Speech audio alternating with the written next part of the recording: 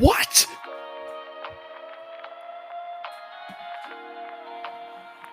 Okay, now it does feel like KOTOR. Holy cow.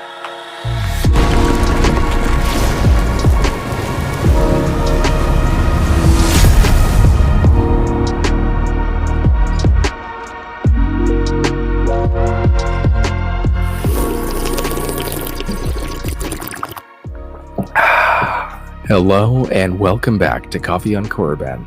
Today we're going to be reacting to episode 4 of the Andor series on Disney+. I've really enjoyed this series so far. It's got a few things I don't really care for, namely the language and a couple other things like that. But overall, as a Star Wars production, I really love it. It's a good change of pace. There's been a lot of criticism about the music in this show not feeling Star Wars. But to me, it all feels Star Wars. The locations, the sets, the characters, the way they're acting, the different jobs that these people are doing on the planets is all so Star Wars. And now that he has finally left Ferrix with Luthen, we're going to see the rebellion. We're going to see the formation of the Rebel Alliance and the back channels of how this all got started. Who is involved? I don't know who exactly is going to pop up. We could get Bail Organa, we could get Mon Mothma, we could get any of these players that we've seen in Rebels and Clone Wars, even all the way through A New Hope. Any of them could pop in at any moment. I'm really looking forward to it because, as I've said a couple dozen times on my channel, the world building is the most important thing for Star Wars for me, even more than the action and the plot and even the characters. The world building, learning more about what is happening, these different places, that's what's interesting to me. That's why I like the prequels more than the originals, is because of the politics. I like to know what's going on in this world. It's more expansive that way. And it's also a little bit of a bummer that we're only getting one episode a week for the remainder of these 12 episodes. It was kind of nice having a 3-episode arc to kick it off, and I definitely understand why they delayed the release by 3 weeks so they could release all 3 episodes together, because altogether it was a very nice pilot, very nice opening. But I do think if it was episodic with a week in between, that it would have been a more of a slow burn than it already is.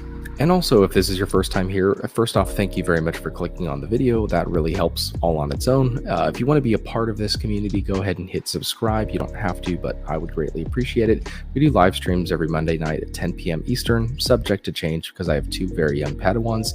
But we've got a really nice community here, and we tend to delve into the deeper philosophical, thought-provoking aspects of the Star Wars galaxy. So if that sounds right up your alley, subscribe and welcome to the community. But I'm ready. You better be ready. 3, 2, 1, go. It's a really cool way that they can incorporate different characters and masks and droids and stuff in that opening. I really like how they do that. And again, this title screen is just so cool. Oh yeah, because he got shot, didn't he? Yep, he sure did. This is a really cool ship. I haven't agreed to do anything but save my skin. There you are with your skin. Mednog. Memban. I can't say I've heard that before. You lived because you ran. You tell yourself. Luthen is just a really interesting character. I really want to know what his connections are to the other players in this. Give it all. I'll give you 200,000. 200,000 credits? What would we be stealing? See, that's the stuff that's interesting to me. Like, how much do they spend on budgeting for different parts of the Empire? Are we on Coruscant? There's the lady from the trailer. That's cool. The Empire hologram right there. This reminds me of the roundtable scene from A New Hope with General Tag and Tarkin and Vader. What is our purpose, Magritte? Young. Sir? Elaborate on these added protect. I love that technology. Practicing construction shipments going to Scarif, sir. Bro, he mentioned Scarif. Okay, this is cool. This is cool. Okay, I gotta rewatch that scene all over again. There was tons of bits and pieces in there. Now this feels like KOTOR, sitting in the cockpit of the Ebon Hawk. Is that Kyber crystal? Blue Kyber, Skystone. Oh, it is Kyber. Ancient world celebrates the uprising against the Rakatan invaders. What? Don't take less than 50,000 for it. Just know it will always be Okay, worth okay, more now to it me. does feel like KOTOR. I want it back Holy when this cow. is over. They're bringing in all sorts of Legends material as well. So do we have the Rakata Empire like officially in canon now because of that? That's incredible.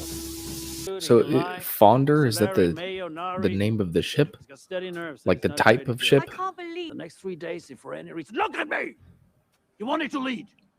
This is all fucking turns. Okay. Someone starts to fold. That Step was up, you cool. lead well. As she was losing attention of what he was saying, so was I, and his "look at me" like really snapped me out of it. That's really cool. Living quarters. Uh-oh. You will leave here Uh-oh. and be escorted with haste to the transfer center. Imperial authority. So he's getting transferred. Congratulations on that. So I hope we get to still see him in this show because he is a fantastic character. Oh, that sound is so scary. That's so scary. Landing protocol 037. Protocol 037. I love those displays. Okay, so just picture the like building designs and all this stuff compared with what we saw coming out of the Galaxy Starcruiser hotel. So if you think about it that way, they absolutely nailed the feeling of Star Wars in this. That's awesome. That's a cool transformation. This is like Mission Impossible stuff. I love it. That's cool. Internal politics. Wasn't there like a meme trend going on that all the coolest Star Wars characters wear ponchos? I can't recall. Well, add Cassian Andor to the list, I guess. You ride with Mossy, Garbish, Saw Gerrera. There's a mention of Saw Gerrera. I won't. So the different factions know about each other. That's interesting. AK-47. Does not look like an AK-47. It doesn't even look like a Star Wars gun, huh? It's pretty bad. What a shock going from your normal life, just stealing things occasionally from the Empire, to total distant planet knowing absolutely nothing but you're stealing payroll. I just want to go there and walk around. Like, can I do that? Can I just go and walk around? All right, where's my boy going? Just please, can I go there and just hang out? Just enjoy the scenery.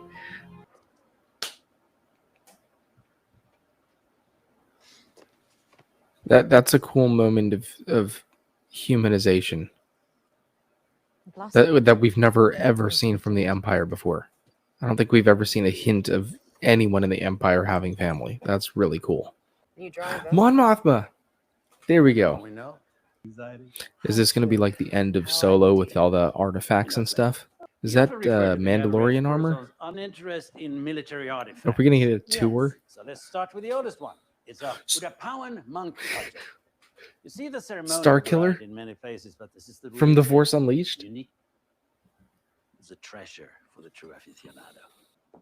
The two-faced That's wizard. insane. 14. Yeah, that's really cool. And look at that speeder. That's such a fancy speeder. I want that. I want it. Not even to drive, just to like sit in my backyard and just sit there. And I would sit in it. This is all so fancy. And you won't be happy. Yeah, that's really cool. She seems like the senator that actually pays attention to the people and It's going back. seems to actually desire to do good in the galaxy. It's really nice. Makes you wonder how many of those were actually in the Imperial Senate and how much sway they actually had. Oh, is that the dam we see in the trailers? So there's like an asteroid belt that the planet actually goes through in orbit. That's a cool idea. Maybe sending more of that sort of work your way. Thank you, sir. We're done. We're done. I want an Imperial outfit so bad. Wow. Oh my gosh, I'm looking forward to next week. What is that meteor shower going to look like? And that is episode 4 of Andor. I'm loving it. Just the location, the details of the inner workings of all of these players that we have is just so fascinating. There were so many little hints and tinges of Easter eggs for everything else, but they weren't just like mindlessly thrown in for the sake of fan service. Like, it was just stuff that I happened to pick up on that were in the plot.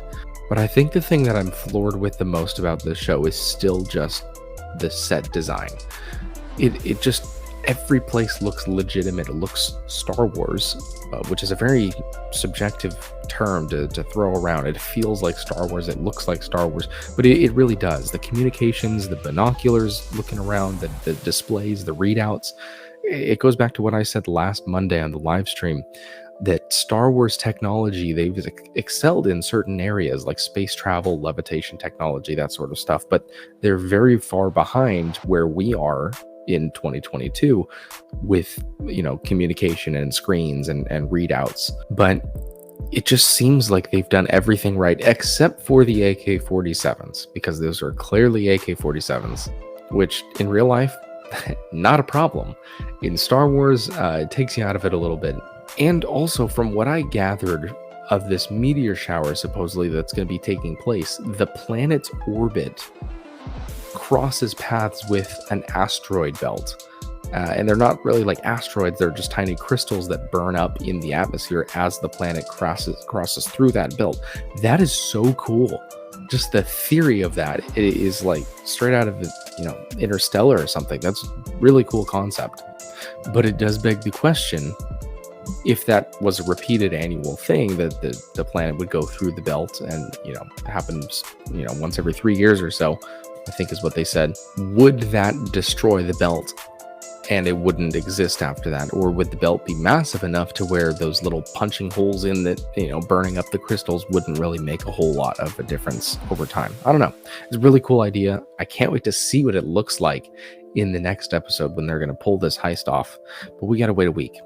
And there was also a feeling in this episode of being thrust into the story, at least from the perspective of Andor, and how he's just being thrown into this. One day he's stealing Starpath units and trying to get off Ferrix, and then now he's in, and it seems like everyone else around him knows more of what's going on than he does. That is how the protagonist feels in Tenet. You start the story, everyone else is already doing their things, and you're learning along with the protagonist what is even going on, and that definitely feels like that in Andor.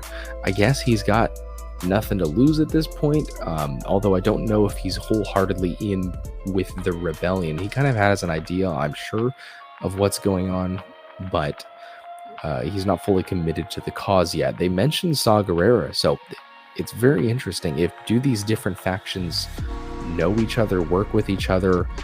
They have to be aware of each other. So the Rebel Alliance is really an alliance when they all come together.